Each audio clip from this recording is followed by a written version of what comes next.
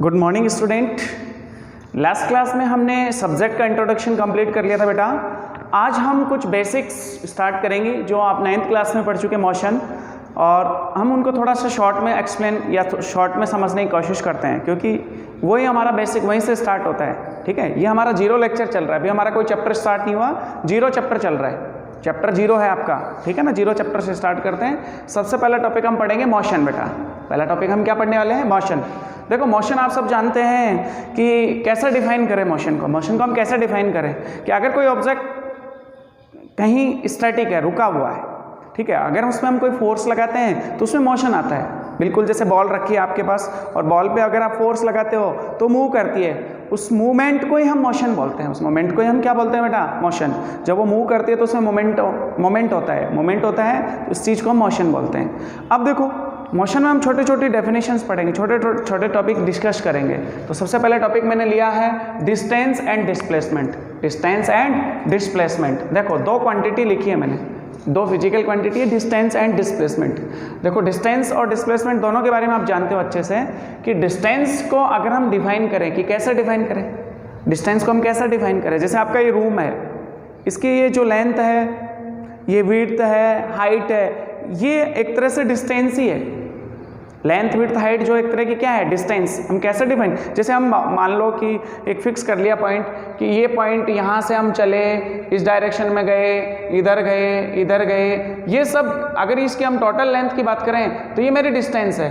ये total length क्या है? मेरी डिस्टेंस। दूसरा टॉपिक आपने लिखा है डिस्प्लेसमेंट। अगर मैं इस पॉइंट से इस पॉइंट के बीच के डिस्प्लेसमेंट की बात करूँ तो वो अलग चीज़ है। दोनों की यूनिट सेम होती है। हम ऐसा यूनिट की बात करें तो दोनों मीटर में ही हम मेजर करते हैं। तो मैंने कॉन्सेप्ट बताया कि मान लो आप इनिशियल ए पॉइंट से चले और बी पॉइंट तक पहुंच गए, ए पॉइंट से बी पॉइंट तक चले आप, तो डिस्टेंस की बात करी जाए तो आप सबसे पहले ऐसे चले, लेफ्ट टू राइट, फिर ऊपर गए, फिर लेफ्ट टू राइट आए। तो ये जो टोटल पाथ है इसको बोला जाता है distance. Total path between point A and B is called distance. ठीक है। और अगर डिस्प्लेसमेंट की बात करें तो shortest path between point A and B, आपका ये जो शॉर्टेस्ट पाथ होगा इसको हम डिस्प्लेसमेंट बोलेंगे। Shortest path between 2 point is called displacement. Shortest path between 2 points is called displacement and total path length between 2 point is called distance. दोनों में यही फर्क है। अब देखो ध्यान से, डिस्टेंस के अंदर जो है ना हम टोटल लेंथ लेते हैं, इसलिए ये स्केलर क्वांटिटी होती है। इसमें डायरेक्शन मैटर नहीं करती कि हम किस डायरेक्शन में मेजर कर रहे हैं। ठीक है, तो distance is a scalar quantity. Distance जो है वो आपकी स्केलर क्वांटिटी है, और डिस्प्लेसमेंट जो है बेटा, डिस्प्लेसमेंट जो है वो वेक्टर क्वांटिटी होती है, वो वेक्टर क्वांटिटी होती है। ठीक है ना, इसको हम वेक्टर क्वांटिटी बोलेंगे और इसको हम स्केलर क्वांटिटी बोलेंगे। ये स्केलर वेक्टर जो है ना वो हम 0 चैप्टर में बहुत अच्छे से डिस्कस करेंगे, बहुत सारे लेक्चर्स में पढ़ेंगे। मैं थोड़ा सा आपको शॉर्ट में बता चुका कि स्केलर जिसमें केवल मैग्नीट्यूड हो, जिसकी वैल्यू हो, उसको हम स्केलर क्वांटिटी बोलते हैं। और डिस्प्लेसमेंट जैसे आपने बोला वेक्टर क्वांटिटी है, तो वेक्टर के अंदर डायरेक्शन और मैग्नीट्यूड दोनों हो, डायरेक्शन और मैग्नीट्यूड दोनों चीज़ हो, उसको हम बोलते हैं मतलब वेक्टर क्वांटिटी। उसको हम क्या बोलेंगे बेटा? Vector quantity. ठीक है, तो आपको डिस्टेंस और डिस्प्लेसमेंट के कॉन्सेप्ट समझ में आने लगे। जैसे मैं एक एग्जांपल कराऊँ आपको, बहुत जनरल सा एग्जांपल आपने करा होगा कि अगर मैं ऐसे बात करूँ, एक पार्टिकल या एक ऑब्जेक्ट जो है वो यहाँ से चला, ए पॉइंट से, ए से बी पे आया और बी से सी पे गया। मैं बोलूँ कि ये 3 सेंटीमीटर है, ये 4 सेंटीमीटर है। क्वेश्चन आपका क्या है? क्वेश्चन यही है कि एक ऑब्जेक्ट, एक पार्टिकल या कोई भी बॉडी यहाँ से चली, यहाँ से बी पे आई, बी से सी पे गई। बताओ टोटल डिस्टेंस इसने कितनी ट्रैवल करी? अगर मैं टोटल डिस्टेंस की बात करूँ तो कितनी ट्रैवल हुई? टोटल डिस्टेंस बताओ बेटा, सोच के बताओ। टोटल डिस्टेंस बहुत जनरल है। टोटल डिस्टेंस में हम डायरेक्शन मैटर नहीं करते कि हम कैसे जा रहे हैं, कैसे गए। वो टोटल पाथ जो है वही हमारी टोटल डिस्टेंस है। 3 सेंटीमीटर ए टू बी चले, 4 सेंटीमीटर बी टू सी चले, तो टोटल लेंथ कितनी हो गई बेटा? 3 + 4 टोटल 7 सेंटीमीटर आपकी डिस्टेंस हो गई। जो कि एक मैग्नीट्यूड, एक स्केलर क्वांटिटी है, टोटल डिस्टेंस, ठीक है, 7 सेंटीमीटर लिखोगे। अब आपसे पूछा जाए बताओ डिस्प्लेसमेंट कितना हुआ बेटा, तो डिस्प्लेसमेंट की बात आते ही हमारे दिमाग में क्वेश्चन आना चाहिए कि जो इनिशियल और फाइनल पॉइंट, इनिशियल पॉइंट जहाँ से हम स्टार्ट हो रहे हैं, फाइनल पॉइंट जहाँ तक हम पहुँच रहे हैं, इनिशियल पॉइंट वो वाला पॉइंट जहाँ से हम स्टार्ट कर रहे हैं और फाइनल पॉइंट जहाँ पे हम, जो हमारा डेस्टिनेशन जहाँ तक हमें पहुँचना है, तो दोनों के बीच की जो शॉर्टेस्ट डिस्टेंस है उसको हम बोलते हैं displacement. The shortest distance between initial point and final point is called displacement. तो आपको देखना है कि ए और सी के बीच की शॉर्टेस्ट डिस्टेंस यही हो सकती है, इसके अलावा पॉसिबल है क्या? ए और सी के बीच की शॉर्टेस्ट डिस्टेंस यही पॉसिबल है क्या? ये शॉर्टेस्ट है? नहीं, बिल्कुल, ये तो लेंथ ज़्यादा हो गई। तो शॉर्टेस्ट डिस्टेंस तो यही होगी। आप ये वाली डिस्टेंस मेजर कर लो, आपको दिख रहा है ये पाइथागोरस लगा लो, यहाँ पे राइट एंगल ट्रायंगल जैसा कुछ है तो पाइथागोरस लगा लो। ये कितनी हो गई आपकी? 3 का स्क्वायर प्लस 4 का स्क्वायर का अंडर रूट, 9 + 16 25, 5 सेंटीमीटर। तो आपका डिस्प्लेसमेंट कितना आ गया बेटा? 5 सेंटीमीटर। डिस्प्लेसमेंट कितना हुआ? 5 सेंटीमीटर। डिस्टेंस कितनी ट्रेवल करी? 7 सेंटीमीटर। ध्यान से देखो, एक कॉन्सेप्ट आया है यहाँ पे। एक कॉन्सेप्ट क्या है आपके पास कि डिस्टेंस ज़्यादा है और डिस्प्लेसमेंट कम है। डिस्टेंस ज़्यादा है और डिस्प्लेसमेंट कम है। डिस्टेंस तो आपकी हुई इस केस में 7 सेंटीमीटर और डिस्प्लेसमेंट कितना हुआ बेटा? 5 सेंटीमीटर। दोनों में से बड़ी वैल्यू कौन सी है? डिस्टेंस। डिस्प्लेसमेंट छोटी। तो इससे हम एक कॉन्सेप्ट बोल सकते हैं, एक जो भी कॉन्सेप्ट हमारा आया कि हमेशा डिस्टेंस जो है ग्रेटर देन इक्वल, या तो इक्वल होगी या हमेशा ज़्यादा होगी। किससे? डिस्प्लेसमेंट से। किससे? डिस्प्लेसमेंट से। Distance always greater than equal to displacement. या तो इक्वल हो सकती है मैक्सिमम, या फिर आपकी हमेशा डिस्टेंस ज़्यादा ही होगी। ठीक है, तो ये कॉन्सेप्ट आपको दिमाग में रखना है। ठीक है ना, बहुत ईजी सा था। इसके अलावा देखो, आपने छोटे छोटे क्वेश्चन और किए होंगे कि मैं बोलूँ कि मेरे पास एक सेमी सर्कल है। क्या है बेटा? सेमी सर्कल, जिसकी रेडियस आपके पास लिखी है स्मॉल r, ये सेंटर है इसका। और अब आपसे पूछा है कि एक ऑब्जेक्ट यहाँ से चला A से और वो इस पाथ को ट्रेवल करके B तक पहुँच रहा है, ये पॉइंट B है। ठीक है, अब आपसे पूछा जाए कि बताओ डिस्टेंस कितनी ट्रेवल करी। आप डिस्टेंस लिखोगे, बताओ सोच के डिस्टेंस बेटा। A से चला B तक, ऐसे गया सर्कुलर पाथ पे, सेमी सर्कल है ये, हाफ सर्कल, ठीक है ना, ऐसे चला, तो डिस्टेंस कितनी ट्रेवल करी। तो आपको ये पता होना चाहिए कि भाई कोई सीधा पाथ तो है नहीं, ये तो सेमी सर्कल है। और अगर हम पूरे सर्कल की बात करें तो पूरे सर्कल की ये जो पाथ लेंथ होती है वो 2πr होती है। कितनी होती है? 2πr। अगर रेडियस स्मॉल r है तो हाफ की कितनी होगी? πr। मतलब ये वाली जो डिस्टेंस है टोटल वो कितनी होगी बेटा? πr। डिस्टेंस समझ में आई बेटा? ध्यान से देखो भाई, अपन ऐसे चले तो ये तो हाफ सर्कल हुआ, सेमी सर्कल हुआ, तो सेमी सर्कल के जो सरकमफ्रेंस है वो कितनी होती है? πr। टोटल की 2πr, तो हाफ की कितनी होगी? πr। तो आपकी डिस्टेंस कितनी होगी बेटा? πr। अब आपसे पूछा जाए बताओ डिस्प्लेसमेंट कितना है। तो डिस्प्लेसमेंट की बात करी जाए तो ध्यान से देखो, डिस्प्लेसमेंट A से B तक जा रहा है तो शॉर्टेस्ट डिस्टेंस कौन सी होगी? यही होगी। Shortest length between initial point and final point is equal to small r plus small r। इसकी क्या होगी? Diameter 2r। कितनी हो गई? 2r। तो आपकी जो डिस्प्लेसमेंट है वो हुई 2r और डिस्टेंस हुई वो πr। ठीक है, बहुत जनरल क्वेश्चन था। ऐसे हम छोटी छोटी और बात करें डिस्प्लेसमेंट और डिस्टेंस की तो समझो बेटा, ये चीज़ आपके दिमाग में रहनी चाहिए। अगर मान लो आप एक सर्कल पे घूम रहे हो, आप सर्कल पे घूम रहे हो, ये तो सेमी सर्कल था, एक एग्जाम्पल और डिस्कस करें हम।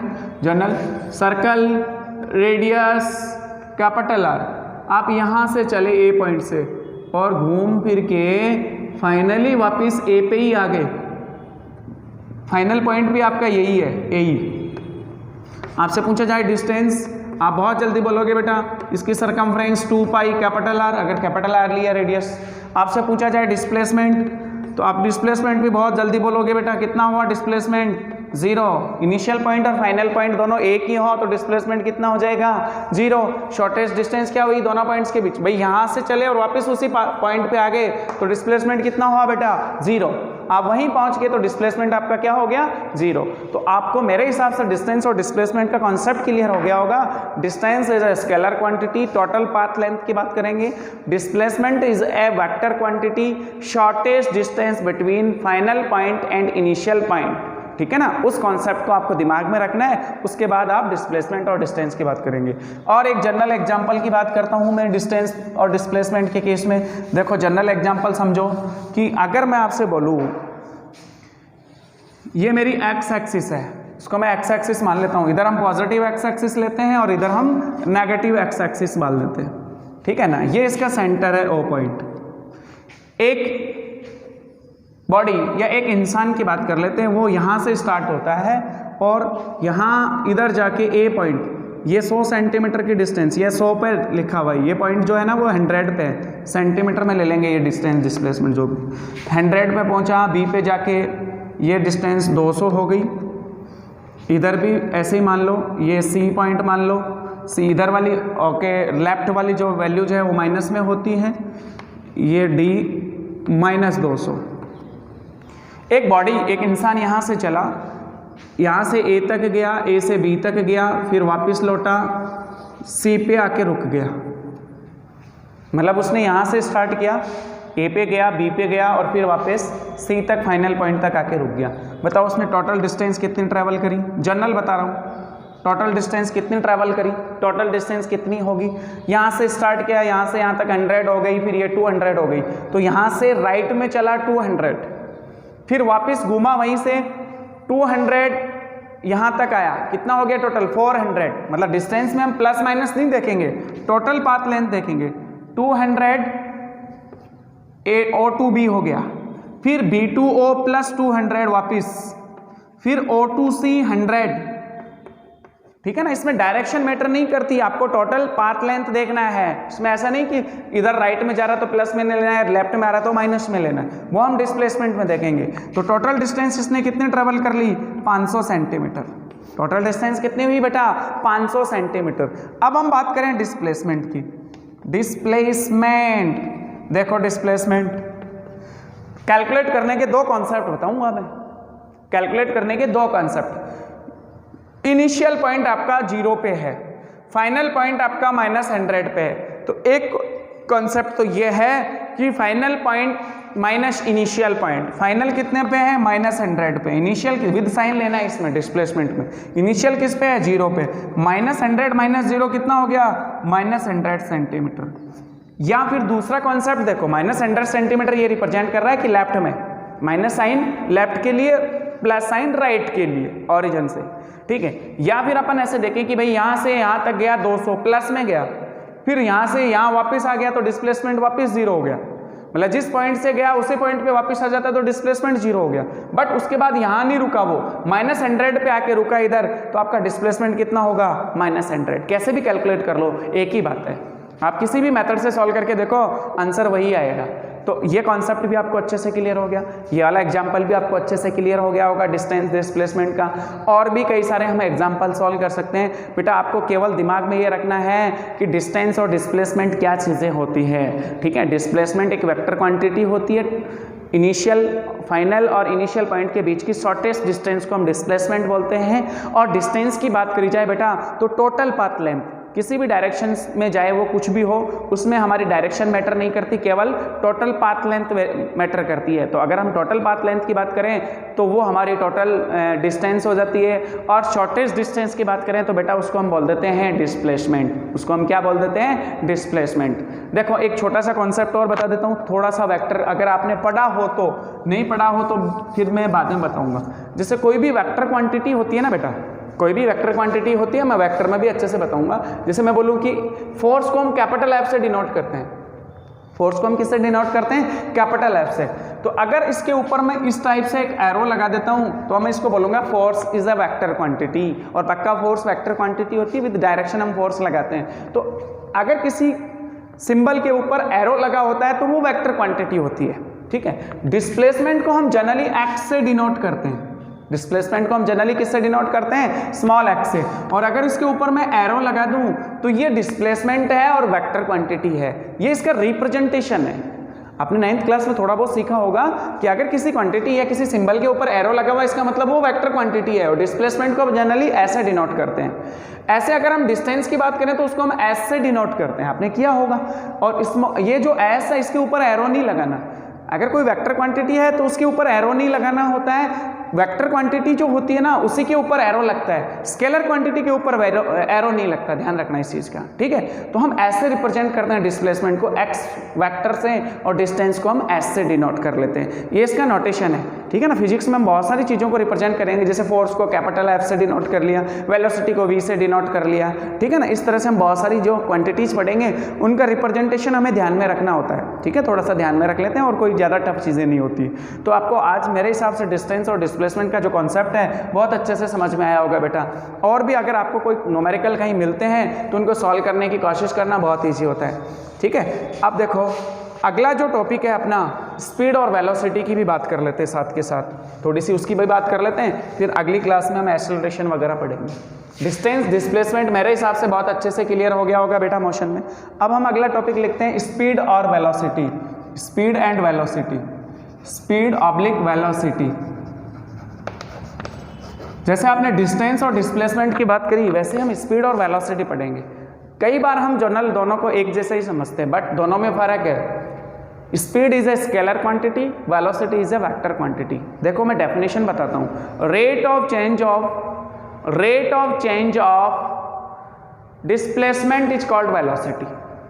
अगर मैं डिस्प्लेसमेंट को टाइम के अकॉर्डिंग वेरी करता हूँ तो वो मेरी वेलोसिटी होती है, और अगर मैं डिस्टेंस को टाइम के अकॉर्डिंग वेरी करता हूँ तो वो मेरी स्पीड होती है, ठीक है ना। स्पीड किसी भी डायरेक्शन में हो सकती है, वेलोसिटी के लिए पर्टिकुलर डायरेक्शन और मैग्नीट्यूड दोनों होगा, इसमें केवल मैग्नीट्यूड की बात करेंगे।